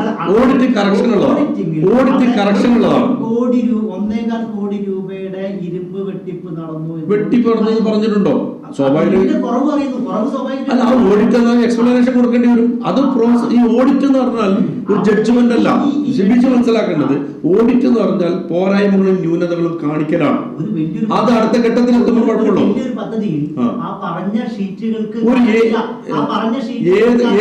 ഏത് സ്ഥാപനത്തിന്റെ പ്രവർത്തനങ്ങളിൽ ഓഡിറ്റിൽ അപാകതകൾ ഉണ്ടാവും, ചൂണ്ടിക്കാണിക്കും. അത് കറക്റ്റ് ചെയ്യപ്പെടേണ്ടതാണോ? അല്ലെങ്കിൽ സ്വാഭാവികമായിട്ട് വിജിലൻസ് അതിന് കേസ് കൊടുക്കും. അതിലാരുടെ പ്രശ്നം? അതുകൊണ്ട് നടത്തിപ്പുമായി ബന്ധപ്പെട്ട് എന്തെങ്കിലും പോരായ്മ ഉണ്ടെങ്കിൽ അത് വിഭാവനം ചെയ്തവരുടെ കുറ്റമാവുമോ? അല്ല, അതിനാണ് നമ്മൾ 8 തവണ റീടെൻഡർ. ഇപ്പൊ നമ്മുടെ MLA തന്നെ നിയമസഭയിൽ ഈ വിഷയം ഉന്നയിച്ചിരിക്കുന്നു. 8 തവണ റീടെൻഡറിന് വെച്ചിട്ടും ആ കരാറുകാർക്ക് തന്നെ അവർക്ക് മാറി ടെൻഡർ കൊടുക്കുന്നു, അല്ലെ കരാർ നീട്ടി കൊടുക്കുന്നു. 8 തവണ കരാർ നീട്ടി കൊടുക്കും. അല്ല, എന്താണ് റീടെൻഡർ ചെയ്തിട്ടുണ്ടെങ്കിൽ ടെൻഡറിങ്ങിന്റെ പ്രവർത്തനത്തിലാവുക? ഞാൻ ചോദിക്കുന്നത്, നിങ്ങളിപ്പോ ഒരു വലിയ സീരീസ് ഒക്കെ ചെയ്ത ആളുകളാണോ? ഇതിന്റെ ഒക്കെ ഭാഗമായി നിങ്ങളത് മോശമായി ചെയ്തു എന്ന അഭിപ്രായമില്ല. അപ്പൊ അതിന്റെ ഭാഗമായി ഏതെങ്കിലും ഒരു ക്രൈം രജിസ്റ്റർ ചെയ്തിട്ടുണ്ടോ? അതിനാണ് ഫൈൻഡിങ് എന്ന് പറയാം. ബാക്കിയെല്ലാം അന്വേഷണമാണ്. അല്ല, അത് അപാകത ഉണ്ടാവില്ല. ഞാൻ അപാകതയുടെ ഫലം പറയാനാ പറഞ്ഞത്. അപാകത ഉണ്ടോന്ന് അറിയില്ല. അപാകത ഉണ്ടെങ്കിൽ നിങ്ങൾ പറയുന്നു ഓഡിറ്റ് പരിശോധനകൾ നടന്നു. ജിബീഷ് അല്ല, അത് പരിശോധിക്കണം എന്നാണ് പറയുന്നത്. ഇങ്ങനെ കേൾക്കുന്നു വാർത്തകൾ. അദ്ദേഹം ഏറ്റവും ഉത്തരവാദിത്തത്തോടു കൂടി നിയമസഭയിൽ തന്റെ മണ്ഡലത്തിലെ കാര്യങ്ങൾ അവതരിപ്പിച്ച ആളാണ്. ജിബീഷ് ഒരു വാർത്ത കൊണ്ടുവന്നാൽ അത് അന്വേഷിക്കണം എന്നാണ് അദ്ദേഹം പറയുന്നത്. അത് ശരിയായ രീതിയാണ്. ഇവിടെ കുറെ ചർച്ചയല്ല വേണ്ടത്, അതിന്റെ ഉത്തരവാദിത്വം അദ്ദേഹത്തിന്റെ വേദി അദ്ദേഹം പറഞ്ഞിട്ടുണ്ട്. ഇത് മാത്രമല്ല, നിരവധി കാര്യം. നിങ്ങൾ സ്ഥാനാർത്ഥിയെ കുറിച്ചൊരു ആരോപണം പറഞ്ഞു, ഓലക്കറുടെ പേരിൽ ആരോപണം ഉന്നയിക്കുന്നത്. പൊന്നാനിയിൽ ഓലക്കറില്ലേ? ഒലപ്പരുണ്ട്. ഇദ്ദേഹം പറഞ്ഞ എല്ലാ ഒലപ്പരാണോ? എല്ലാ നാട്ടിലും ഒലപ്പരയില്ലേ? ഓലപ്പുര ഇല്ലാത്ത നാടുണ്ടോ? കേരളത്തിൽ അരീക്കോട് ഓലപ്പുരയില്ലേ? അദ്ദേഹത്തിന് സ്വന്തം കൂടെ കാസർഗോഡ് ഓലപ്പുരയില്ലേ? പൊന്നാനിയുടെ ഓലപ്പുരയെ കുറിച്ച് മാത്രത്തെ ദണ്ഡം ദിനം അപകടം തെറ്റിദ്ധരിപ്പിക്കാനാണ്. അവിടെയാണ് ഓലപ്പുര ഉണ്ടെങ്കിലും അതിനേക്കാൾ കൂടുതൽ ആനുകൂല്യം കിട്ടിയ 589 വീടുകൾ പുനരധിവസിച്ച നാടാണ്. അവിടെ രണ്ടു ഓലപ്പുര ചൂണ്ടിക്കാണിച്ചല്ല പറയേണ്ടത്. വികസനത്തെ കുറിച്ച് വികസന വൈകല്യം, വികസനം ഉണ്ടാവും, പോരായ്മ ഉണ്ടാവും. പോരായ്മയില്ല നാട്ടാണ് അവിടെ നടക്കുന്നത്. പിന്നെ കടൽ ഭിത്തിയുടെ കാര്യം പറഞ്ഞു. കടൽ ഭിത്തിയുടെ കാര്യം ഞങ്ങൾക്ക് കുറച്ച് കാര്യം പറയാനുണ്ട്. കോൺഗ്രസിന്റെ വക്താക്കളാണല്ലോ ഇവരൊക്കെ. എന്താ കടൽ ഭിത്തിക്ക് പ്രതിസന്ധി വരാൻ കാരണം? 2009 വരെ UPയുടെ രണ്ടാം ഗവൺമെന്റ് വരെ കടൽ ഭിത്തി എന്ന് പറയുന്നത് 80% പണം നിശ്ചയിക്കുക കേന്ദ്ര ഗവൺമെന്റാണ്, 20% സംസ്ഥാന ഗവൺമെന്റ് കൊടുക്കുക. കാരണം അതിന്റെ സങ്കല്പം ഒരു നാടിന്റെ അതിർത്തിയാണ് എന്നതാണ്. കേരളത്തിന്റെ അതിർത്തി പോലെ ഇന്ത്യയുടെ അതിർത്തിയാണ് എന്നതാണ്. അതിൽ നിന്ന് ഏകപക്ഷീയമായി പിൻവാങ്ങുകയായിരുന്നു രണ്ടാമത്തെ UPA ഗവൺമെന്റ് കഴിഞ്ഞത്. അതിനുശേഷം പൂർണ്ണമായി സംസ്ഥാന സർക്കാരിന്റെ തലയിലാണ്. നമ്മളിവിടെ നിരവധിയായ ഈ കടൽ ഭിത്തിയിട്ടുള്ള പ്രശ്നങ്ങൾ അറിയാം. 3 കൊല്ലം കഴിഞ്ഞാൽ പലപ്പോഴും ഇറോഷൻ വരികയാണ്. കഴിഞ്ഞ നന്ദേട്ടൻ വന്ന സമയത്ത് മെയ് മാസത്തിൽ ഏറ്റവും ശക്തമായ പ്രശ്നങ്ങളുണ്ടായി. അദ്ദേഹം സത്യപ്രതിജ്ഞ മുതലോട്ട് വെള്ളം വന്നു. അന്ന് ഇവിടുത്തെ പൊന്നാനിക്കൊരു സുഹൃത്തുള്ളത്, പൊന്നാനിയിലെ ജിയോളജിയിൽ പഠിച്ച വിവിധ ആളുകളാണ് ഇന്ത്യയുടെയും കേരളത്തിൻ്റെയും വിവിധ മേഖലയിൽ ഒരു പഠനം നടത്തിയപ്പോഴാണ് നമ്മൾ പലപ്പോഴും പരിഹരിക്കാൻ പറ്റാത്ത അത്ര തീവ്രമാണ് ഇവിടുത്തെ പ്രശ്നം. ബാണാസുരല്ല, നമ്മുടെ മേട്ടുപ്പാളയത്തുള്ള ഈ ഡാമിൻ്റെ എക്സിസ്റ്റൻസ് ഒരു ക്രാക്ക് ഇവിടെ ഉണ്ടാക്കിയിരിക്കുന്നു എന്ന് മനസ്സിലാവുന്നത് അന്ന് തുടങ്ങിയ പഠനമാണ്. ആ പലപ്പോഴും കല്ലിട്ടാൽ പെട്ടെന്ന് ഷെയ്ക്കായി പോകുന്നു. ഇതൊരു ടെക്നിക്കൽ പഠനമാണ്. ഇതിൻ്റെ ഭാഗമായി ശാസ്ത്രീയമായ രീതിയിൽ കല്ലിടുന്നതിന് വേണ്ടി കേരളത്തിലെ ഗവൺമെൻറ്, ഇപ്പോൾ കേരളത്തിലെ ഗവൺമെൻറ്റിന് മാത്രം പണം ഉപയോഗിക്കുകയാണ്. അത് യഥാവിധിയായി ചെലവാക്കണമെന്നതുകൊണ്ട് ഈ 10 ഹോട്ട്സ്പോട്ടുകൾ നിശ്ചയിച്ചു. 4163 കോടി ADBയുടെ ധനസഹായത്തോടു കൂടി പ്രവർത്തനം തുടങ്ങുകയാണ്. അതിനുള്ള 469 കോടി രൂപ പൊന്നാനിക്ക് നീക്കി വച്ചിരിക്കുന്നു എന്ന് മാത്രമല്ല, അതിൽ 15/3/2026 ഓർഡർ ഇറങ്ങിയിരിക്കുന്നു. എൻ്റെ ഇംപ്ലിമെന്റേഷനിൽ പോവാണ്. അപ്പോൾ കടൽ ഭിത്തിയെ എങ്ങനെയാണ് ശാശ്വതമായി പരിഹരിക്കുക എന്നതാണ് നോക്കുക. 128 വീടിന്റെ കാര്യം ഇവിടെ പറഞ്ഞു. 128 വീട് 10 ലക്ഷം കൊടുത്ത് ഒഴിവാക്കാനല്ല പോയത്. ആ 128 വീട് വന്നപ്പോഴാണ് അവിടുത്തെ ജനതയുടെ ഒരു പുതിയ പ്രശ്നം നമ്മൾ മനസ്സിലാക്കുന്നത്. അവിടെ വെള്ളം താഴ്ന്നു പോകുന്നില്ല. അപ്പോഴാണ് STP പ്ലാന്റ് ഉണ്ടാക്കുന്നത്. STP പ്ലാന്റ് യാഥാർത്ഥ്യമായല്ലോ. അവിടുത്തെ ആളുകൾ ചെറിയ തുണ്ട് ഭൂമിയുള്ളത്. അവിടെ ഈ സംസ്കരിക്കാൻ പറ്റുന്നില്ല, ഈ പിന്നെ വേസ്റ്റ് മാനേജ്മെന്റ് വരണം. അപ്പോഴാണ് തുംകൂർ മൊഴി ഉണ്ടാക്കിയത്. അങ്ങനെ ഒരു ജനതയെ ചേർത്ത് പിടിക്കുന്ന രീതിയാണ് ഇവിടെ ഉണ്ടാക്കിയിട്ടുള്ളത്. അതിൽ ഇപ്പൊ താങ്കൾ പറഞ്ഞ ഏറ്റവും പ്രധാനപ്പെട്ട സാധനമാണ് മത്സ്യത്തൊഴിലാളി പുനരധിവാസം. ഇതിൽ ഈ പുനർഗേഹം ഭവന സമുച്ചയത്തിന്റെ 2ാം ഘട്ടം 100 വീടുകൾ ഏറ്റവും ആദ്യം കഴിഞ്ഞ നിയമസഭാ കാലഘട്ടം അംഗത്വ കാലഘട്ടം തീരുന്നതിനും അവസാനം തന്നെ ഇതിന്റെ പണി തുടങ്ങിയതാണ്. 5 വർഷമായിട്ടും ഇതിന്റെ പകുതി പോലും എത്തിയിട്ടില്ല. 100 വീടുകൾ കരാറുകാരൻ ചെയ്യാത്ത പ്രശ്നമുണ്ട്. ബ്ലാക്ക് ലിസ്റ്റിൽ ഉൾപ്പെടുത്താൻ വേണ്ടി പോയിട്ടുണ്ട്. അല്ല, ചില സന്ദർഭങ്ങളിൽ ചില കരാറുകാർ എടുത്താൽ നമുക്കിത് ഇന്ന കരാറുകാർ എത്തിച്ചു കൊടുക്കുന്ന പണിയില്ലല്ലോ. പൊതു ടെൻഡറാണല്ലോ. ആ കരാറിൻ്റെ അടുത്ത് കുറച്ചു കാലം ഇട്ട് വീഴുന്നു, കത്ത് കൊടുക്കുന്നു, നടപടികളുമായി മുന്നോട്ട് പോകുന്നു. ഇപ്പം ലാസ്റ്റ് വീണ്ടും പണി തുടങ്ങിയിട്ടുണ്ട്. ഇപ്പോൾ അതിൻ്റെ ഭാഗമായി വീണ്ടും കരാർ പുതുക്കി 1 കൊല്ലം കൊണ്ട് ചെയ്യാമെന്നാണ് പുതുക്കിയതാണ് എൻ്റെ ഒരു അറിവ്. അത് ആധികാരികമായിട്ട് അറിയുന്നതല്ല. എന്തായാലും അവിടെ വർക്ക് നടക്കുന്നുണ്ട്. തീരദേശ മനുഷ്യരെ എന്നും വലതുപക്ഷം പരിചയമായി ഉപയോഗിച്ചിട്ടുണ്ട്. ഞങ്ങൾ സ്വന്തം ജനത പോലെ ചേർത്ത് പിടിച്ചിട്ടുള്ളൂ. അതിൻ്റെ ഏറ്റവും വലിയ ഉദാഹരണമാണ് 2009 ഫിഷിംഗ് ഹാർബറിൻ്റെ പണി പൂർണ്ണമായി കഴിഞ്ഞത്. 2019 10 കൊല്ലം കഴിഞ്ഞിട്ടാണ് അവിടെ മത്സ്യബന്ധനം തുടങ്ങുന്നത്. 10 കൊല്ലക്കാലം അതിന് നിർമ്മാണത്തിൽ അപാകതകൾ, പ്രശ്നങ്ങൾ എന്ന് പറഞ്ഞിട്ട് ആ പാവം മത്സ്യത്തൊഴിലാളികളെ നിരന്തരമായി ആന്റി ക്യാമ്പയിന് വിധേയമാക്കി. അവർ വരാൻ പറ്റാത്ത രൂപത്തിലാക്കി. ഒടുവിൽ അതെല്ലാം മനസ്സിലാക്കി തിരിച്ചു വന്നു. യഥാർത്ഥത്തിൽ പൊന്നാനിയുടെ മത്സ്യത്തിന് വില കിട്ടി തുടങ്ങിയത് എപ്പോഴാണ്? ഈ ഫിഷിംഗ് ഹാർബർ പോലുള്ള വളരെ വൃത്തിയുള്ള ഒരു സംവിധാനത്തേക്ക് വന്നുകൊണ്ടാണ്. ആ ഫിഷിംഗ് ഹാർബർ അവിടെ വന്നു തുടങ്ങിയപ്പോഴാണ് തുടർച്ചയായ അടുത്ത വികസനങ്ങളിലേക്ക് പോയത്. 10 കൊല്ലം നഷ്ടപ്പെടുത്തിയവരാണ് ഇവിടുത്തെ വലതുപക്ഷം. നാടിന്റെ പ്രചരണം അയച്ചുകൂടായിരുന്നു. അത് യോഗ്യമല്ല, നിൽക്കാൻ കഴിയില്ല, പ്രശ്നങ്ങളാണ്. അങ്ങനെ ഈ പാവം മത്സ്യത്തൊഴിലാളിയെ തെറ്റിദ്ധരിപ്പിച്ചുകൊണ്ട് ഇനിയും മുന്നോട്ട് പോകാം എന്നാണ് ഇവർ ധരിക്കുന്നത്. അത് പക്ഷെ പൊന്നാനി വില പോകാൻ പോകുന്നില്ല എന്നുള്ളതാണ്.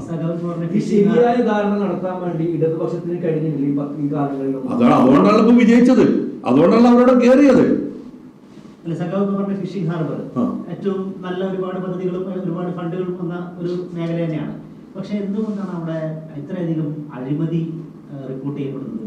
ഒന്ന്, സബ് ജയിലിനോട് ചേർന്ന് ഹാർബർ ഡിപ്പാർട്ട്മെന്റാണ് മാരിടൈം ബോർഡിന് വേണ്ടി ഒരു ഓഫീസ് നിർമ്മിച്ചിരിക്കുന്നത്. അതിന്റെ പകുതിയിലെത്തുമ്പോ അത് പൊളിച്ചു മാറ്റാൻ നഗരസഭ നോട്ടീസ് കൊടുത്തു കഴിഞ്ഞു. രണ്ടാമത്തത് അവിടെ പിന്നെ കോൺക്രീറ്റ് നിർമ്മിക്കുന്നതിന് 35 ടൺ കമ്പി കൃത്രിമം നടത്താൻ ശ്രമിച്ചു എന്ന റിപ്പോർട്ട് പുറത്തു വന്നു. നടന്നില്ലല്ലോ. ശ്രമിച്ചു എന്നുള്ള സാധനം പുറത്തു വന്നു.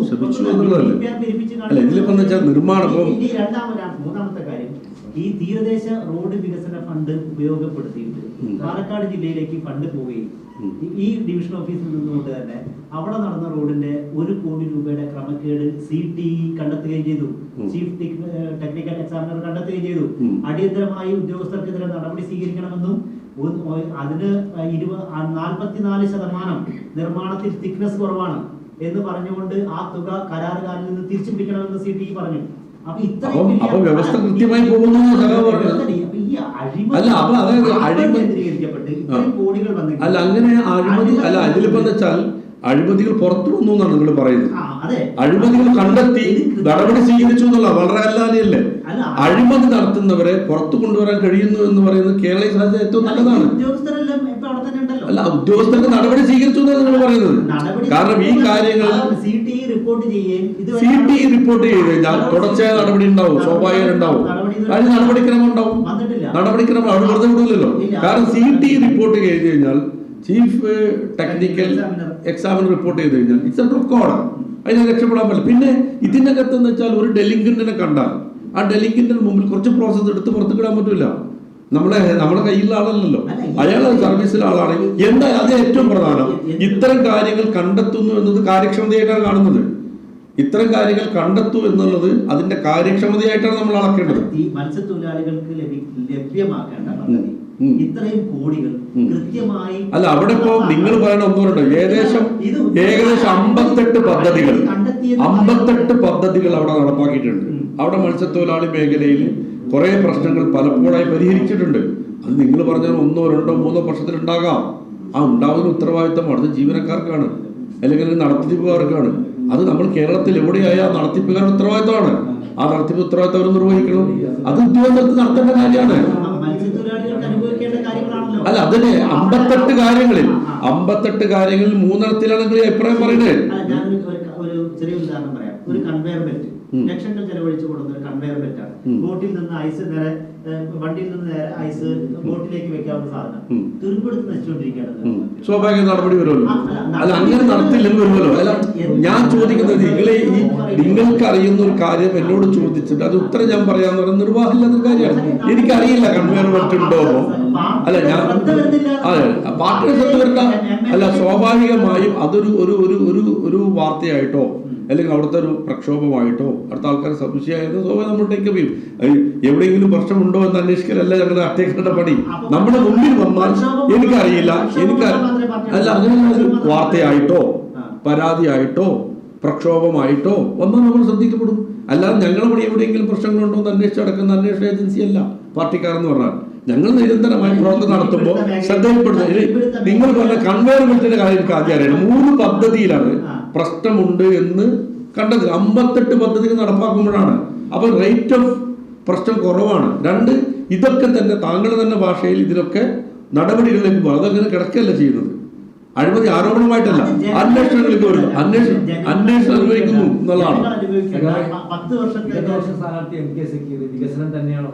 പിന്നെന്താ വിഷയം? ഇതില് 2011 മുതൽ 2011 ശ്രീരാമകൃഷ്ണൻ പൊന്നാനിയിൽ മത്സരിക്കാൻ പറ്റുന്ന സമയത്ത് അന്നിവിടെ പ്രതിഷേധം ഉണ്ടായി. രാമനും വേണ്ട കൃഷ്ണനും വേണ്ട എന്ന നിലക്കുള്ള ചില പ്രതിഷേധങ്ങൾ നമ്മൾ കണ്ടു. 2021 നന്ദകുമാർ മത്സരിക്കാൻ വന്ന സമയത്ത് വലിയ രീതിയിലുള്ള പ്രത്യക്ഷമായ പ്രതിഷേധങ്ങൾ ഉണ്ടായി. ഇപ്പൊ വീണ്ടും ആ സംഗതിയിലാണ്. ഇത് കഴിഞ്ഞ കാലങ്ങളിലൊക്കെ ഈ പ്രതിഷേധങ്ങൾ മറികടന്ന് പാർട്ടിക്ക് വലിയ വിജയം നേടാൻ സാധിച്ചിട്ടുണ്ട്. ഇപ്പോഴും അങ്ങനെ പ്രതിഷേധമുണ്ട്. അത് അനുഭാവി ഗ്രൂപ്പുകളോ മറ്റോ അല്ല, ഇപ്പം അന്നത്തെ പോലത്തെ പ്രതിഷേധമില്ല. അന്നത്തെ പോലെ പ്രകടമായ ഒരു പിന്നെ പ്രതിഷേധങ്ങൾ ഉണ്ടായിട്ടില്ല, അഭിപ്രായങ്ങളുണ്ട്. അപ്പം ഞാൻ തുടക്കത്തിൽ ഇപ്പോൾ നദീർ വരാൻ വൈകിയത് കൊണ്ടാണ് പാർട്ടി സഖാക്കളെ സംബന്ധിച്ച് 2600 ചില വരുന്ന പാർട്ടി മെമ്പർമാരെ സംബന്ധിച്ചോ ഞങ്ങൾ ഘടകങ്ങളെ സംബന്ധിച്ചോ കൺഫ്യൂഷനില്ല. അനുഭാവികളായ ആളുകളെ സംബന്ധിച്ച് അവർ ഞങ്ങളുടെ ഘടകത്തിൻ്റെ ഭാവമില്ലാത്തതുകൊണ്ട് തന്നെ ഈ പ്രോസസ്സുകൾ അതാ സമയം അവരറിയണമെന്നില്ല. സ്വാഭാവികമായിട്ട് ചില അഭിപ്രായങ്ങളുണ്ടാവും, അഭിപ്രായം രേഖപ്പെടുത്താനുള്ള അവകാശമൊക്കെ അവർക്കുണ്ട്. അവരൊക്കെ ഇപ്പോൾ അങ്ങനെ ഞങ്ങളുടെ കൂടെ തന്നെ വന്ന് പ്രവർത്തിക്കും എന്ന് തന്നെയാണ് ഞങ്ങൾ വിശ്വസിക്കുന്നത്. ആ അഭിപ്രായങ്ങൾ വെച്ച് പുലർത്തിയിട്ടും അത് മാറ്റിയിട്ടോ ഞങ്ങളിവിടെ പ്രവർത്തിക്കും. അതൊന്നും ഒരു തരിമ്പും ഇവിടുത്തെ തെരഞ്ഞെടുപ്പിനെ ബാധിക്കുമെന്ന് വലതുപക്ഷം മോഹിക്കേണ്ടതില്ല.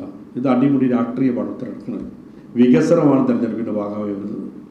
വികസനമല്ലാതെ ആളുകളുടെ ദാരിദ്ര്യത്തെ മുതലെടുക്കുവാനുള്ള ശ്രമം ഇവിടെ കഴിഞ്ഞ കുറച്ച് കാലമായി നടന്നുകൊണ്ടിരിക്കുന്നുണ്ട്. ആ നിലനിൽക്കുന്ന ഒരു വ്യാമോഹം മാത്രമാണ്. ഇത് അൾട്ടിമേറ്റ്ലി ഒരു പൊളിറ്റിക്കൽ മണ്ഡലമാണ്. പൊന്നാനി എല്ലാ കാലത്തും പൊളിറ്റിക്കലായിട്ടാണ് വോട്ട് ചെയ്തിട്ടുള്ളത്. അത് കോൺഗ്രസ് ജയിക്കുമ്പോഴും ഇടതുപക്ഷം ജയിക്കുമ്പോൾ പൊളിറ്റിക്കൽ വോട്ടിങ്ങാണ്. ആ പൊളിറ്റിക്കൽ വോട്ടിങ്ങിൽ വെള്ളം ചേർക്കാൻ ആര് ശ്രമിച്ചാലും നടക്കാൻ പോകുന്നില്ല എന്നാണ് അർത്ഥശങ്കക്കിടയില്ലാതെ ഉത്തരവാദിത്വത്തോടു കൂടി ഇവിടെ വിളിച്ചു പറയുന്നത്. പൊന്നാനി അഭിപ്രായങ്ങള് പാർട്ടിയുടെ ഒന്നിലേക്ക് കൊണ്ടുവരാൻ ഞങ്ങൾ നിരന്തരമായി ശ്രമിക്കുകയും ഡയലോഗ് നടത്തുകയും മനസ്സിലാവുന്നവർ സംസാരിക്കുകയും ചെയ്യുന്നുണ്ട്. അവർക്ക് ബോധ്യപ്പെടുന്ന ഭാഷയിൽ ബോധ്യപ്പെടുന്നുണ്ട്. അതൊന്നും തന്നെ തെരഞ്ഞെടുപ്പ് മെഷീനറിയെ ബാധിക്കില്ല. അവരടക്കം ഞങ്ങൾ കൂടെ ഉണ്ടാവുമെന്ന് ആത്മവിശ്വാസമാണ് ഞങ്ങൾക്കുള്ളത്. ഈ പൊന്നാനിയിലെ പാർട്ടി അണികളുടെ പ്രതിഷേധത്തിന് എന്തുകൊണ്ടാണ് നേതൃത്വം ഒരു പരിഗണന കൊടുക്കാത്തത്? കാരണം കഴിഞ്ഞ ഇപ്പോൾ നേതൃത്വം പറഞ്ഞ പോലെ പ്രകടനങ്ങൾ നടന്നു. കോഴിക്കോട് കുഞ്ഞാമത് മാസ്റ്ററെ മത്സരിപ്പിക്കാത്തതിൽ പ്രകടനം നടന്നപ്പോൾ അവിടെ കുഞ്ഞാമത് മാസ്റ്ററെ സ്ഥാനാർത്ഥിയാക്കി. VS അച്യുതാനന്ദന് സീറ്റ് നിഷേധിച്ച സമയത്ത് ഇതുപോലെ പ്രകടനം നടന്നപ്പോൾ VS അച്യുതാനന്ദനെ സ്ഥാനാർത്ഥിയാക്കി. ഇപ്പോൾ നേരത്തെ ജിബീഷ് പറഞ്ഞ പോലെ താനൂര് പ്രഖ്യാപനം നടത്തി അവിടുന്ന് മറ്റേ പറ്റില്ല എന്ന് പറഞ്ഞ് മൗനായിട്ട് ഇരുന്നപ്പോൾ ആളെ തിരൂര് സ്ഥാനാർത്ഥിയാക്കി. പൊന്നാനിയിൽ മാത്രം പ്രതിഷേധം നടക്കുമ്പോൾ എന്തുകൊണ്ടാണ് ഡാനി ജനിച്ചപ്പോഴാണ് EMS അധികാരത്തിൽ വന്നതെന്ന് പറഞ്ഞ പോലെയാണ്. ഡാനി ജനിച്ചതും EMS അധികാരത്തിൽ വന്ന് രണ്ട് പ്രോസസ്സാണ്. കുഞ്ഞോത് മാഷി പ്രകടനം കൊണ്ടാണ് ആക്കിയത് നിങ്ങൾക്ക് തോന്നുന്നുണ്ടോ? അല്ലെങ്കിൽ VSനെ പ്രകടനം കൊണ്ടാക്കിയതുണ്ടോ? അത് വേറെ നടപടിയാണ്. അവിടുത്തെ ഘടകത്തിന് അവിടെ വേണം. അവിടെ കേരള കോൺഗ്രസ് മാണി ഗ്രൂപ്പിനെടുത്ത സീറ്റാണ്. അതുമായി ബന്ധപ്പെട്ട ഒരു അഭിപ്രായ വ്യത്യാസം ഘടകകക്ഷികൾ തമ്മിലുണ്ട്. അത് CPM വിട്ടുകൊടുത്തു. അല്ല, പ്രകടനമായിട്ട് ബാധകല്ല.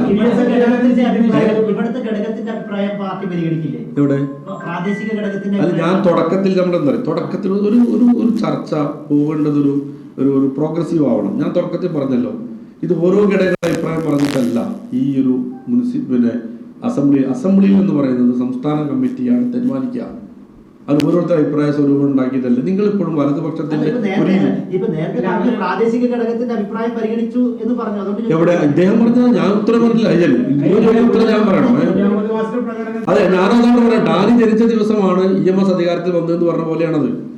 EMS അധികാരത്തിൽ വന്നത് വേറെ പ്രക്രിയയും ജാനി ജനിച്ചത് വേറെ പ്രക്രിയയാണ്. അതേപോലുള്ളൂ. ആ പ്രകടനമാണോ അതിന്റെ കാരണം എന്നുള്ളത് വേറെയാണ്. അത്ര മനസ്സിലാക്കിയാൽ മതി. UDF സ്ഥാനാർത്ഥിക്കെതിരെ പണം ഉപയോഗിച്ചാണ് വോട്ട് പിടിക്കുന്ന ഒരു ആരോപണം വ്യാപകമായി അപ്പോഴും ആരോപണമായിട്ടാണോ താങ്കൾ വിചാരിക്കുന്നത്? എന്താണ് നിങ്ങൾ കണ്ടെത്തിയത്? ഏതാണ്? അല്ല, അത് ഇതുവരെ സെക്യൂർ മനസ്സിലായിട്ടില്ല. അല്ല, പൊതുസമൂഹത്തോട് സെക്യൂരോട് പറയാം. പൊതുസമൂഹത്തിന് നമുക്ക് കൺഫ്യൂഷൻ ഇല്ല. MP ഗംഗാധരൻ ഫൗണ്ടേഷൻ ആരാണ് അതിൻ്റെ ആളുകൾ? എന്താണ് ഈ തീരമേഖലയിൽ ഈ പാതി വിലക്ക് വസ്തുവകകൾ കൊടുത്തത്? ഒരു സ്ഥാപനമല്ല, ഒരു ഫൗണ്ടേഷനാണ് കൊടുക്കുന്നത്. പൊന്നാനി ലാഭമാണോ ആ ഫൗണ്ടേഷൻ ഉള്ളത്? ആരാണ് അതിൻ്റെ ഉത്തരവാദികൾ? MP കാരൻ്റെ പേരിൽ പാതി വില കൊടുക്കാൻ സോഴ്സ് എന്താണ്? ആ സോഴ്സ് എങ്ങനെയാണ് കൊടുത്തത്? എന്ത് കിട്ടുമ്പോൾ മേടിക്കണമല്ല നമ്മുടെ നാട്ടുകാർ. എവിടെയാണ് സോഴ്സ് ഉള്ളത്? ഇത് ഉത്തരം പറയട്ടെ. ഒറ്റ കാര്യം പറഞ്ഞാൽ മതി, ബാക്കിയൊക്കെ പ്രചരണം ആയിക്കോട്ടെ. ഒരു ഫൗണ്ടേഷനിൽ നടത്തുന്നത് പറയാൻ പാടില്ല. രണ്ട് തരത്തിലാണ് കോൺഗ്രസിൽ നടക്കുന്നത്. ഒന്ന്, പിരിച്ച കണക്ക് പറയേണ്ടതില്ല എന്ന് തീരുമാനിക്കാം. പിരിച്ച കണക്ക് അതിനുവേണ്ടി ചെലവഴിക്കേണ്ടതില്ല എന്ന് തീരുമാനിക്കാം. ഇത് എവിടുന്നാണ് സോഴ്സ് വെളിപ്പില്ലാതെ ഒരു ഇലക്ഷൻ വരുമ്പോൾ എവിടെയെങ്കിലും എന്തും ചെലവഴിക്കാം എന്ന് വിചാരിക്കുകയാണ്. ഞങ്ങൾ പറയുന്നത് പൊന്നാനിലെ കോൺഗ്രസ്സുകാർ ആരും അതിന് ഉത്തരവാദിത്വം ഏറ്റെടുക്കില്ല, എതിർത്ത് ഏറ്റെടുക്കില്ല എന്നുള്ളതാണ്. അതാണ് ഞാൻ തുടക്കത്തിൽ പറഞ്ഞത്.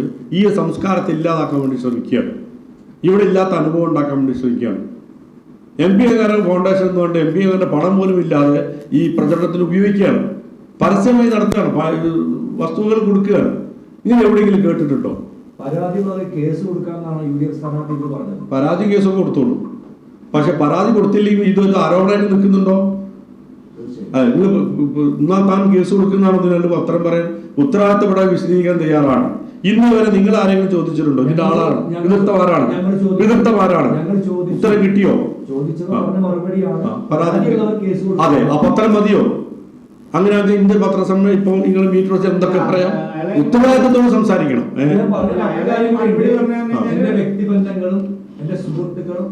അപ്പൊ എന്റേതാണോ? ഫൗണ്ടേഷൻ ആരതാണ്? ഇത് എനിക്ക് വെളിപ്പെടുത്തണ്ടേ? ഇലക്ഷൻ ഈ ഘട്ടത്തിൽ വെളിപ്പെടുത്തണം. ഈ ഫൗണ്ടേഷൻ ആരുടേതാണ്?